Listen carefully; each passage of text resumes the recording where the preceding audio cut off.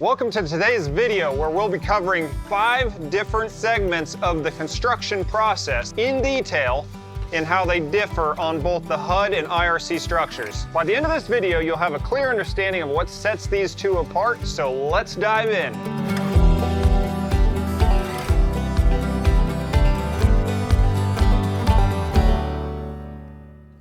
So with manufactured housing, that's the HUD, and then you've got the modular housing, which is the IRC. Moving forward, we'll call it manufactured and modular.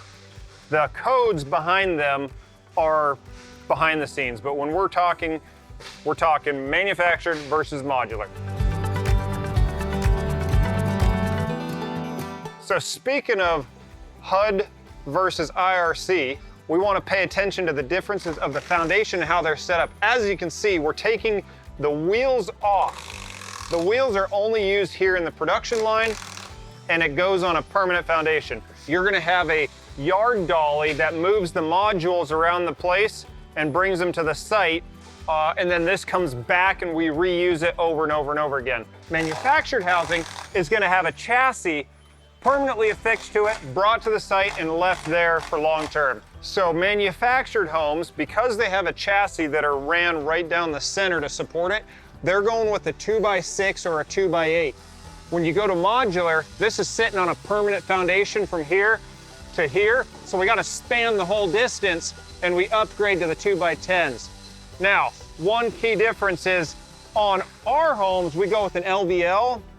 Full length adds for some insane rigidity, and for most modular plants, they'll do a double 2x10. They'll stagger and lap that all the way down. Again, that sits on the permanent foundation. This helps for rigidity going down the road.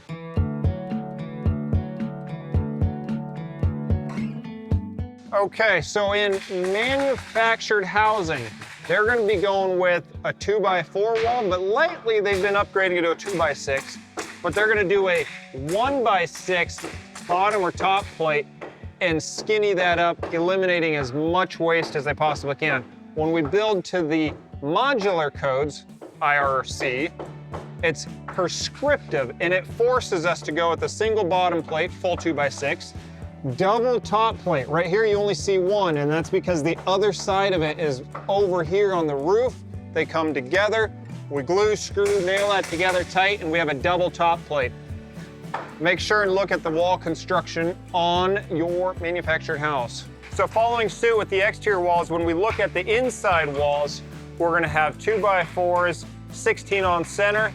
Manufactured housing is going 24 on center. They're going with a 1x4 bottom plate. We got the full 2x4. We're going with the full 2x4 top plate here as well. So just again, more wood following that prescriptive IRC path on the modular structure. And then manufactured housing, they're going as skinny as they can, trying to move as many floors through the production line. When you get to a manufactured housing, they're gonna have varying widths. And as that comes along, you're gonna have to go flatter and flatter and flatter for the wider the house. That's so they can make it down the road. Modular, on the other hand, has the ability to build taller, steeper, flatter, all kinds of design options with folding hinge trusses on the roof. Typically, we're gonna keep these around a 512 on our gable units, and you're gonna be seeing some of the flatter ceilings when we go with the shed roofs modular. Every modular plant has a little bit different spin on how they build that. Speaking of roof pitches, you also have different varying roof loads for the snow. Manufactured housing, they fit into the 30-pound and generically call it that. Modular, they design for a whole varying scope of snow loads depending on what the local jurisdiction requires. We start at 30, we go up to 70, we've gone as high as 100. It all depends on where we're sending that unit. We want to make sure that that modular structure has the proper snow load for it.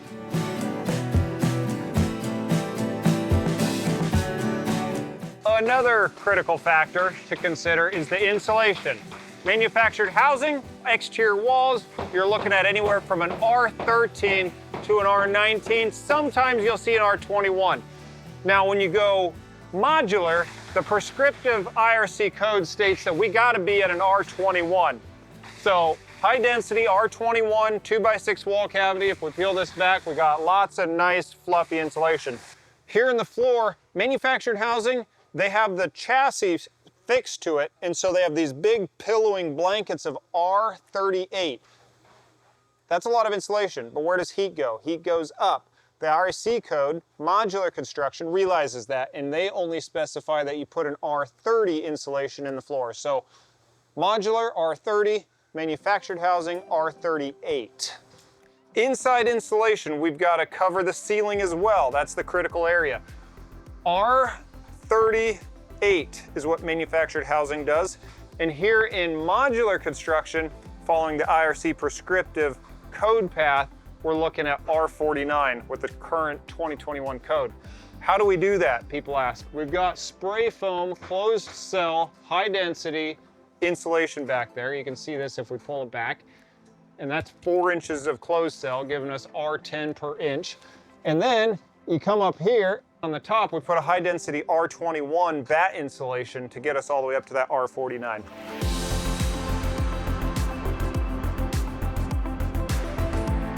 Subfloor, another point we need to consider. Manufactured housing, you're looking at a 5/8 thick floor. It's a tad bigger than this 1/2 inch. This is 1/2 inch, this is 3/4. Manufactured housing is looking at a 5/8 thick subfloor. Going to modular, we're sticking with the 3/4 prescriptive allowed subfloor. At Wolf, we go a step above and we glue, screw, and nail that down. We're nailing it in place, glue holding it, and then screws to prevent any squeaks from happening.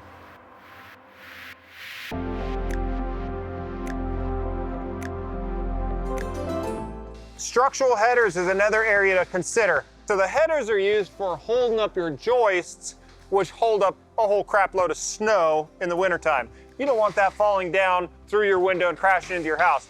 We want to make sure these are stout, sturdy, and strong. Manufactured housing, you're looking at a 2x4, 2x6 on edge used for your header.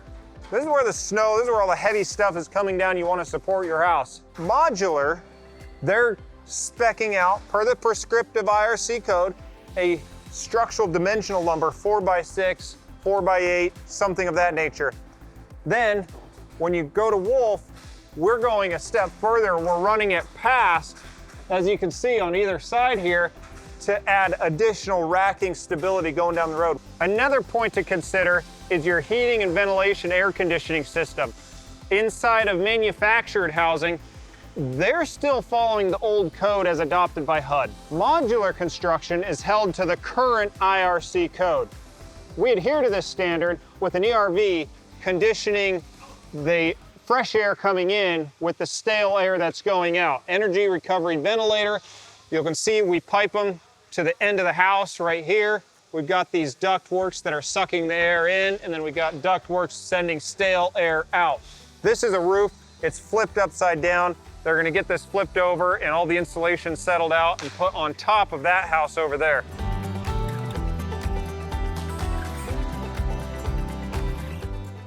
Last but not least, we gotta cover lighting and overall efficiency of electrical. Manufactured versus modular has a drastic difference between the standards I adhere to. Manufactured housing, incandescent light bulbs, inefficient stuff, whatever, it goes. Modular, on the other hand, following the IRC, minimum 75% of your lighting has to be LED. Wolf goes above and beyond, and we go all 100% LED. All of our appliances are Energy Star rated. We've got water heaters that are meeting the current insulation depth code, so you're keeping your hot water longer versus the manufactured housing where they're still following thin wall insulation and you're burning through electricity. When you have one of our homes on full load during our current warm season here, where we're 90 to 100 degrees, we're sitting at $30 to $45 a month for the electric bill. Now we're at 7.8 kilowatt cents per hour. You might be a little bit higher further out, but be sure to check out our other video where we go in depth covering our HVAC system and all that energy efficiency stuff relating to HVAC.